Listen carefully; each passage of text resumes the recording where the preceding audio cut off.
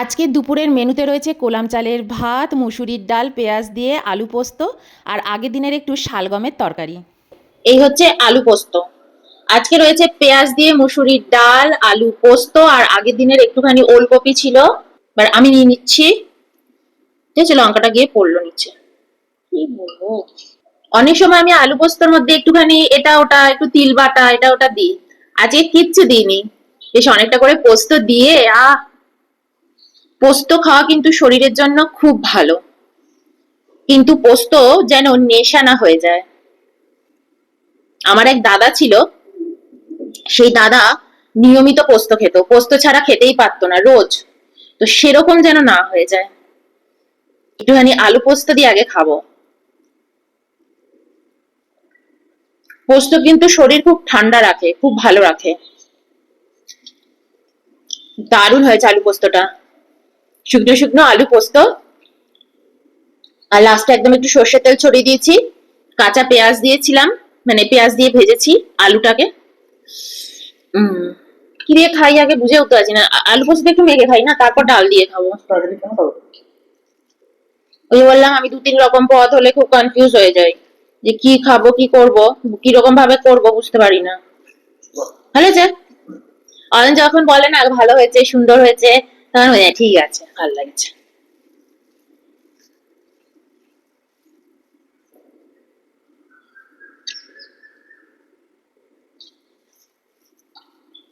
একটা কাঁচা লঙ্কা, মানে পোস্তর মধ্যে লঙ্কা আছে, সেটা একটু মেখে নিই।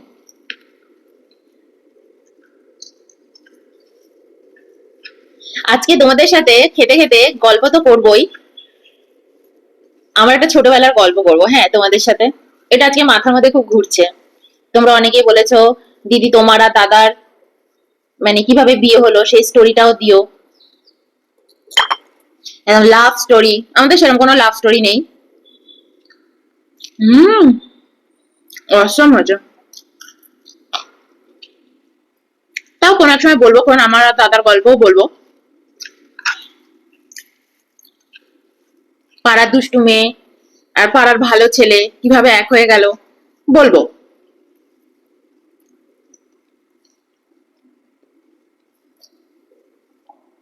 কিন্তু আজকে আমি আমার একটা টিনেজার লাইফের একটা ছোট একটা স্টোরি বলবো।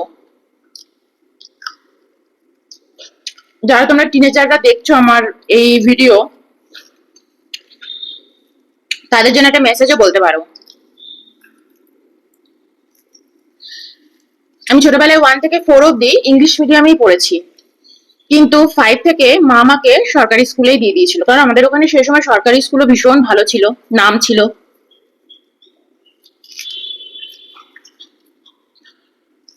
এখনের মতো তো একদমই ছিল না। আলু পোস্তটা এত ভালো হয়েছে না, হুম, অসাধারণ হয়েছে বলো।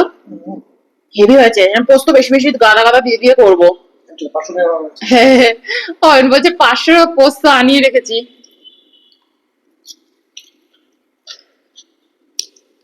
হ্যাঁ, একটু মেখে মেখে খাই, আর একটু খাই, পুরো পোস্তটাই শেষ করে দেবো। তুমিও খাও না, একটু খাও, তারপরে তো একটু ডাল দিয়ে মেখে খাবো। হুম, পেঁয়াজ ডাল করেছি, মুসুরির ডাল। ওই, আচ্ছা একটু লেবু মাখবো গো, কেমন লাগে লেবু মাখতে পোস্তর মধ্যে, দেখি একটুখানি একটুখানি।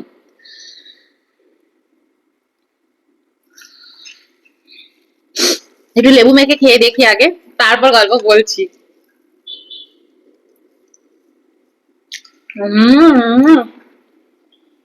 একটুখানি মাখো, তুমি এতটাও খেয়ে নিও না যাতে ওখানে আলু পোস্ত আমি একদমই না পাই। মানে কিন্তু আমার আছে এই পোস্তটা, সত্যি কথা। হম, অয়নকে না এতটা দাও আর এইটুকু দাও, এমন ভাবে খেয়ে নেবে না যেন মনে হবে দিয়েছো তুমি এইটুকু। হম,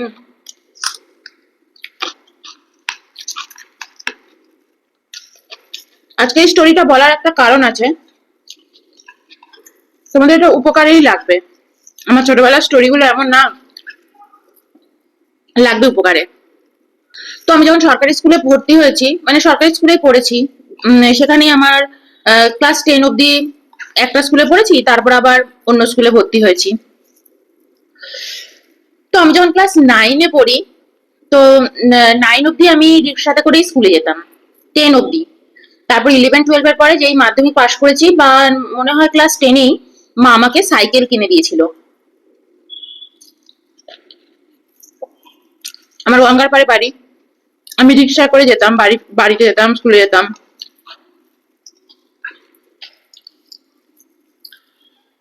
সেই সময় ক্লাসে বন্ধুরা ছিল মানে আমার প্রাণ বলতে পারো, মানে একদম রোজ ওদের পাশেই বসা, একটা থাকে না বন্ধুদের গ্যাং, আমার ওরকম বন্ধুদের গ্যাং ছিল, একসাথে বসা, রোজ ওদের সাথেই বন্ধুত্ব করা।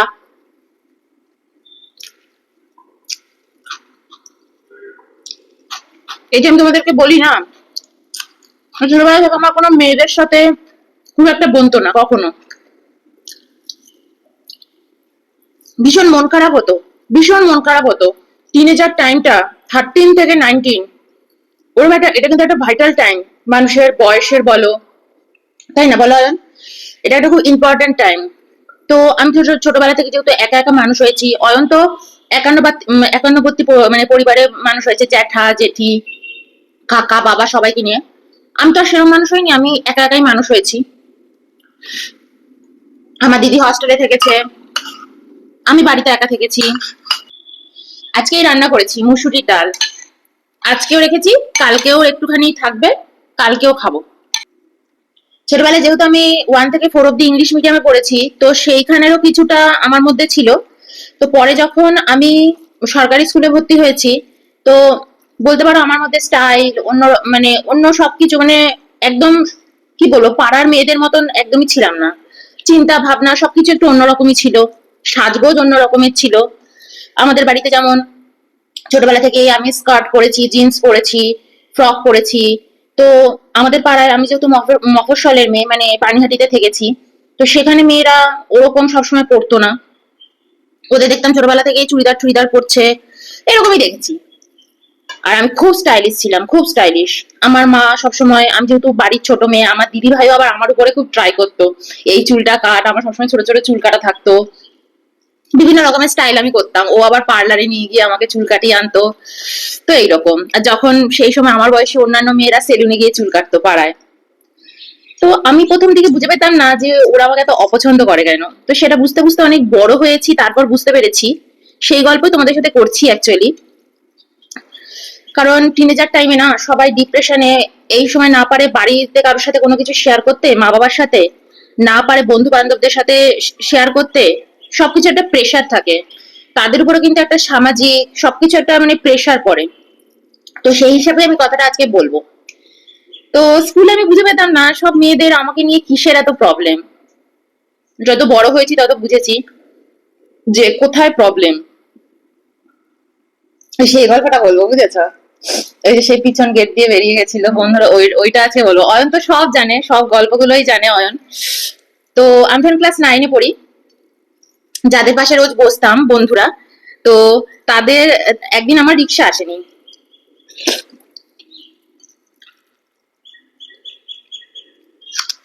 হম, দারুণ হয়েছে পেঁয়াজ ডাল।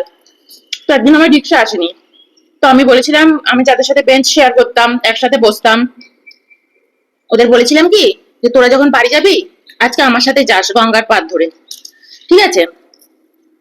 একা একা যাবো, এসছিও একা একা, তোদের সাথে যাবো। তো বললো ঠিক আছে, আমাদের সাথে যাস খন। আমাদের ছুটির সময় না আমাদের দুটো গেট ছিল, স্কুলের সামনে একটা গেট, পিছনে একটা গেট। পিছন গেটটা পড়তো আমাদের হচ্ছে গঙ্গার পাড়ের দিকে, আর সামনের গেটটা মেন রোডের দিকে পড়তো।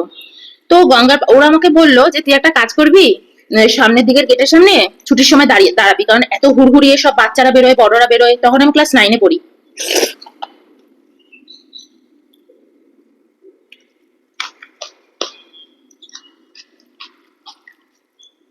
যাতে ছাড়াছাড়ি না হয়ে যায়, যাতে একে অপরকে খুঁজে পাই, হারিয়ে না যাই। ঠিক আছে। আমি যে ছুটি হয়েছে সত্যিই তাই হুড়হুড়িয়ে সবাই বেরোচ্ছে, কিন্তু আমি জানি আমাকে সামনের গেটে দাঁড়াতে হবে, ওরা ঠিক আসবে, সবাই একসাথে মিট করে চলে যাব।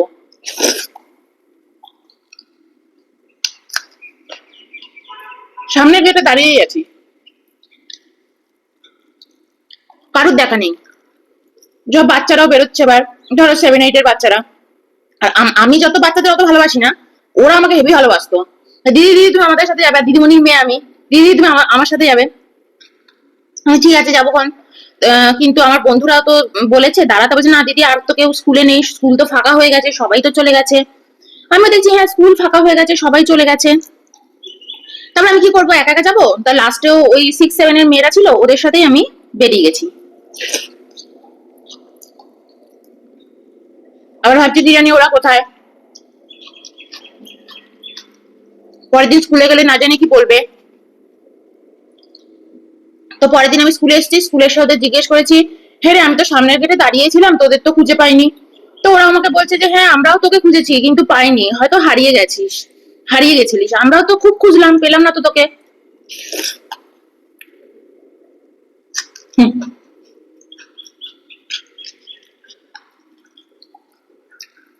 তো বললাম ঠিক আছে, হতেই পারে, মিস্টেক হয়ে যেতে পারে, এত ভিড়ের মধ্যে ছাড়াছাড়ি হয়ে গেছি। তো ওদের সাথে আমি রোজ বসতাম। তো অন্য একটা মেয়ে ছিল, যেমন ক্লাসমেট থাকে না, তো অন্য একটা মেয়ে ছিল, মেয়েটার নাম ছিল শম্পা, আমার এখনো মনে আছে। তো ও আমাকে ডাকছে, বলছে শোন এদিকে। তো আমি গেছি, বলছে কালকে কি হয়েছে রে? আমি তা বললাম যে কালকে তো আমি এরকম একা একা বাড়ি গেছি, ওদের জন্য দাঁড়িয়েছিলাম, রিক্সা আসেনি আমার, ভেবেছিলাম ওদের সাথে যাবো, তো এরকম। তো বলছে যে ওরা ইচ্ছে করেই তোকে নিয়ে যায়নি ওদের সাথে, আমি তো দেখলাম ওরা পিছন গেট দিয়ে বেরোলো। আমি বলছি, হ্যাঁ ওরা তো আমাকে সামনের গেটে দাঁড়াতে বলেছিল, আর ও আমাকে বারবার বলেছিল যে আমার সাথেই বাড়ি যাবে, আমার রিক্সা আসেনি, আমি একা একা ফিরবো, ওদের বললাম আমার এত ভালো বন্ধু, রোজ ওদের সাথে কত গল্প করি, টিফিন শেয়ার করি। বলছে না না, ওরা তো পিছন গেট দিয়ে বেরিয়ে গেছে, ওরা বলা বলি করছিল যে ওদের তো সব বয়ফ্রেন্ডরা আসে, তোর তো কোনো বয়ফ্রেন্ড নেই, তো ওদের বয়ফ্রেন্ড আসলে তোকে যদি দেখে তাহলে ওদের ছেড়ে দেবে, ছেড়ে দিয়ে তোকে পছন্দ করবে, তার জন্য ওরা কেউ তোকে নিয়ে ফেরেনি, যায়নি, আর যেতেও না, আর যাবেও না। তাহলে এরকম আবার হয় নাকি? বলছে হ্যাঁ। তো আমার না খুব মন খারাপ হয়ে গেছিল সেই সময়, আমি যে এরকম আবার হয় নাকি, ওদের বয়ফ্রেন্ড কে কেনই বা আমাকে পছন্দ করতে যাবে, আর আমি বা কেন ওদেরকে পছন্দ করতে যাব? তো আমি তখন শম্পাকে বলেছিলাম যে কেন এরকম করলো রে ওরা, আমি তো এরকম নই, বা আমি তোদের বয়ফ্রেন্ডকে চিনিয়ে দেবো? বলছে তখন শম্পা আমাকে বলছে, তুই ইমিডিয়েট একটা বয়ফ্রেন্ড জোগাড় কর, তোর তো লাইফে কোনো বয়ফ্রেন্ড নেই, কেউ নেই, এর জন্য তো কেউ তোর সাথে মিশতে চায় না, তার মধ্যে তুই দেখতে এত স্টাইলিশ, এত সুন্দরী, ওদের সবসময় তোকে নিয়ে খুব ভয়, আর এর জন্য ওরা তোর পিছনে তোকে নিয়ে খুব গালাগালও দেয়, তোকে খুব বাজে কথা বলে।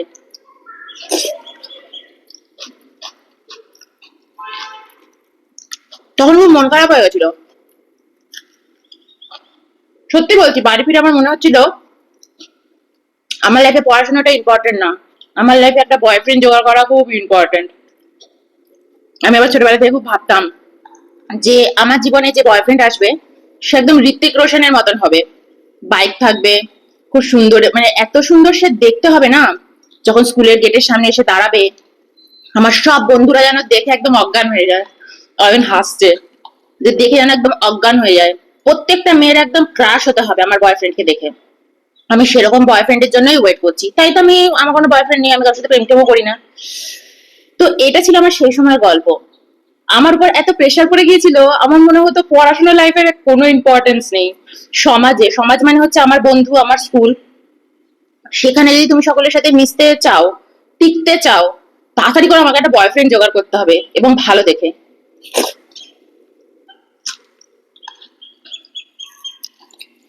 তো এই হচ্ছে আমার এই একটা গল্প। যত বড় হতে শুরু করলাম তত বুঝতে শুরু করলাম যে ওরম সুন্দর সুন্দর বয়ফ্রেন্ড থাকা কিন্তু মাকাল ফলের মতন, এরা কোনো কাজে লাগে না।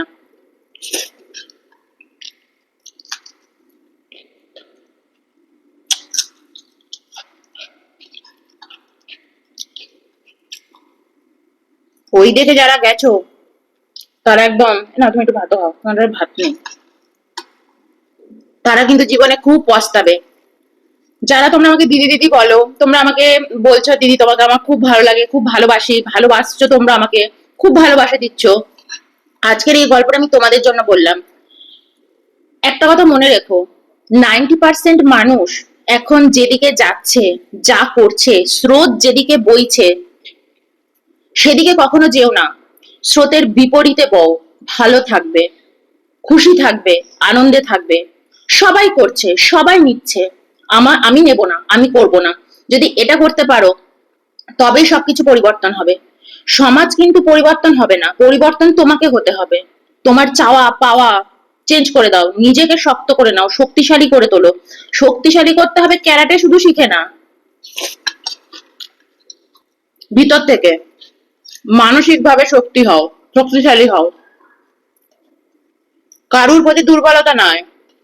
কাউকে যদি বিয়ে করতে চলেছো, পরিষ্কার করে জেনে নাও যে সে তোমাকে কতটা ইম্পর্টেন্স দেবে।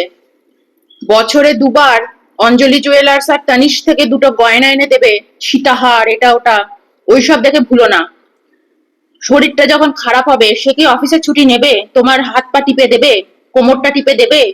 এরকম ছেলে, এরম ছেলে হচ্ছে স্বামী। তা তবে খুশি থাকবে, তবে ভালো থাকবে। নইলে তুমি মরো বাঁচো, ওই মাকাল ফলের মতন সুন্দর ছেলেরা শুধু তোমার থেকে নিয়ে যাবে, তোমায় কিচ্ছু দেবে না। মা বাবার কাছে নিজেরা ভালো থাকবে, বলবে এই যে নিয়ে এসছি, আমার মা বাবার কথা শুনে চলো, তোমাকে শিখিয়ে দেবে, বুঝিয়ে দেবে, ব্যাস। তুমি ঘরের কাজ করে করে শেষ হয়ে যাবে, তারা কিচ্ছু করবে না, কিচ্ছু নাড়তেও যাবে না। বলতে বলতে ভিডিও বিশাল বড় হয়ে যাবে। যে ছেলেকে মনে হয় যে চাকরি না করলেও এই ছেলের সাথে সারা জীবন কাটাতে পারবো, সেরকম ছেলেকেই বিয়ে করো। আর যদি তুমি নিজে ভালো চাকরি করো, এস্টাবলিশ হও, তাহলে কোনো ছেলের মন দেখেই বিয়ে করো, শুধু পয়সা দেখে বিয়ে করো না। পয়সা তো তুমি রোজগার করেই নিচ্ছ। আর একদম সমাজের কথায় তো কিচ্ছু ভুলবে না। সমাজ বলবে ছেলে ছেলে কি করে, কোনো ম্যাটার করে না, তুমি তো আয় করছো, ব্যাস সেটাই ইম্পর্টেন্ট। ভালো ছেলে মানে কিন্তু ভালো আয় নয়, ভালো ছেলে মানে সে তোমাকে নিয়ে কতটা বদার করছে, সে তোমাকে নিয়ে কতটা ভাবছে।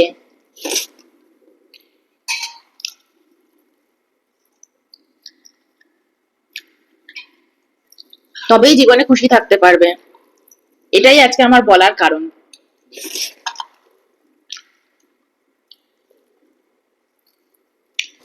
বড়দের একদম আতুপুতু করে মাথায় তুলে রাখা, একদম ওইসব না, দুজনে মিলে করবে, সংসারটা দুজনের।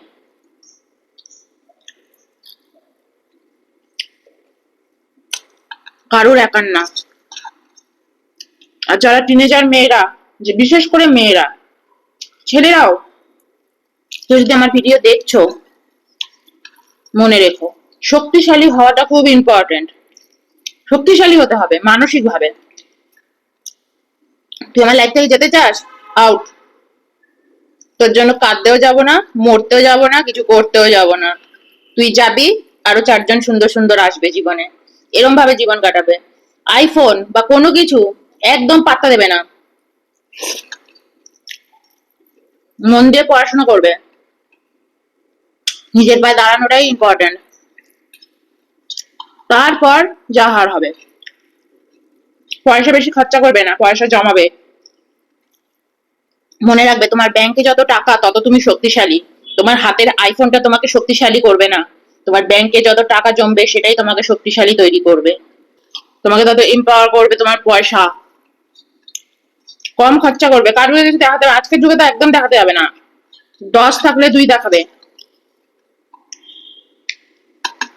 বন্ধু বান্ধব কারোর প্রতি দুর্বল হবে না, মিশবে, সবার সাথে মিশবে, ঘুরবে ফিরবে মিশবে, নো দুর্বলতা।